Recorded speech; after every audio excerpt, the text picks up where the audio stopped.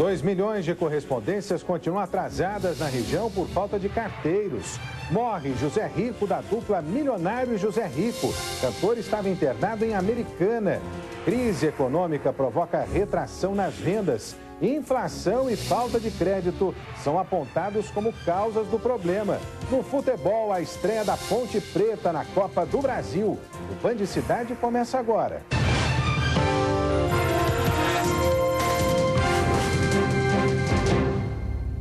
Boa noite. A música brasileira de raiz está em luto. Morreu hoje, aos 68 anos, o cantor José Rico, da dupla Milionário e José Rico. Estava internado desde a última segunda-feira em um hospital de Americana, onde deu entrada com problemas cardíacos. Ainda nesta edição, mais informações sobre a morte do cantor.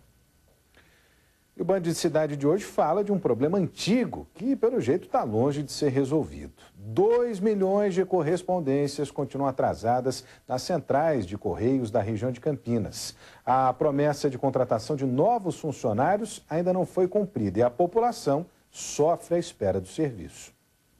Toda vez que a dona Aparecida vai até a caixa de correspondências é uma decepção.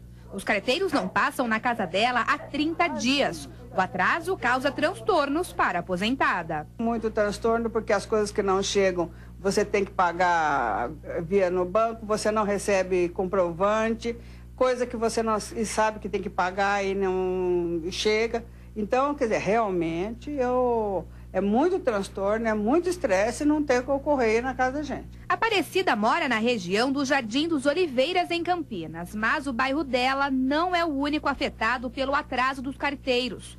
De acordo com o Sindicato dos Trabalhadores dos Correios e dos Telégrafos de Campinas e região, a cidade inteira enfrenta o problema. Inclusive bairros de alto padrão que têm tido atraso na entrega de correspondências, inclusive os moradores reclamam muito, chegando a abordar os funcionários para saber o que está acontecendo de fato. O atraso acontece porque aqui em Campinas trabalham 200 carteiros a menos do que o necessário. O problema é um velho conhecido da empresa. Há 3 meses, os Correios prometeram resolver a situação.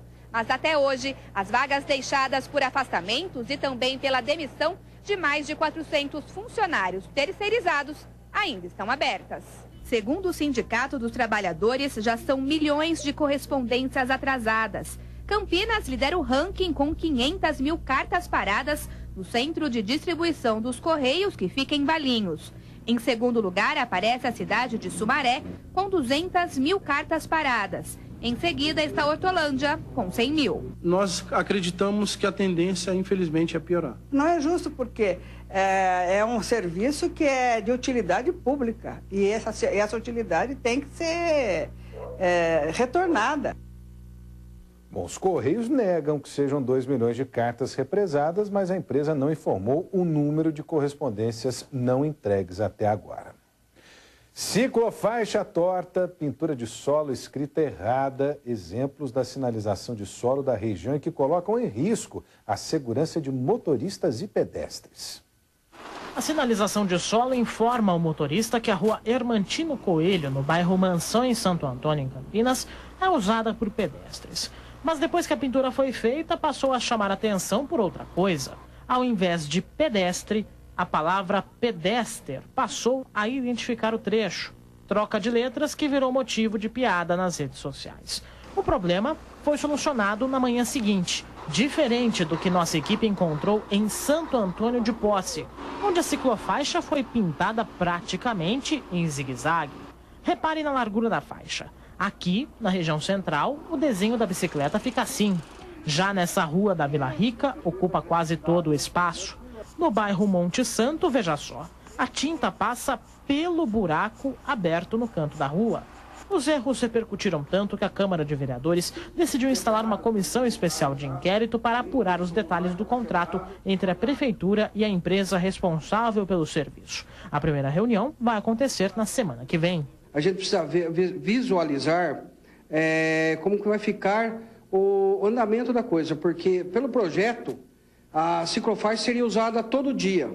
Então não diz se vai ser só de segunda a sexta, segunda a domingo, ou se vai ser só feriado, ou só sábado e domingo. Distância mínima da bicicleta para outros veículos de 1,5 m. Então, no mínimo, a faixa destinada às bicicletas deve respeitar essa distância. A Prefeitura de Santo Antônio de Posse informou que o dinheiro, cerca de R$250 mil, veio por meio de um convênio com o governo federal. Depois de pedir desculpas pelos transtornos, a administração garantiu que apenas 0,6% do valor foi pago até agora. O restante só quando o serviço estiver concluído.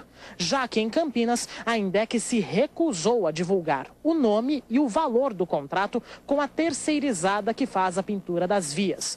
Nos dois casos, os pedidos de conserto foram feitos, mas para o especialista, essa situação pode comprometer a credibilidade dos órgãos de trânsito. Quando você verifica uma técnica não muito aprimorada, você já estende isso a todo o conceito com relação ao órgão. Então o órgão acaba ficando desacreditado em função aí desses pequenos erros, de vez em quando, naquilo que ele faz corretamente. Então também se desacredita o que ele faz corretamente.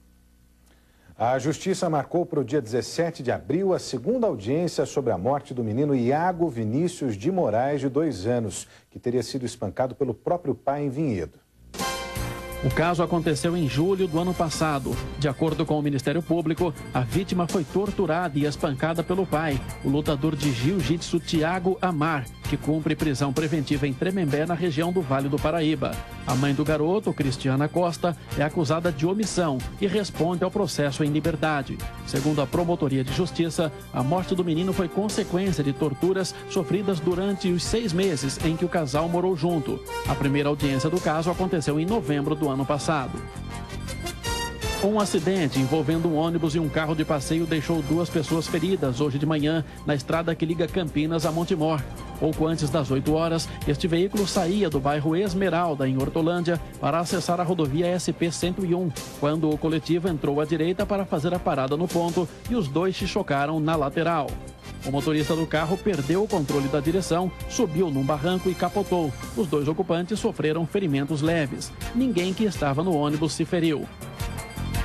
A Agência Nacional de Vigilância Sanitária proibiu a indústria farmacêutica EMS, que tem sede em Hortolândia, de vender medicamentos para o poder público.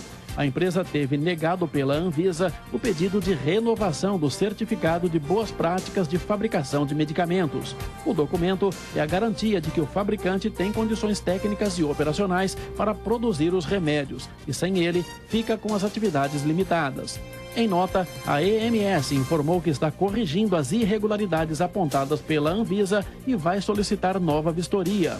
A empresa acredita que a situação vai estar resolvida em até 120 dias. E no próximo bloco, crise econômica provoca retração nas vendas.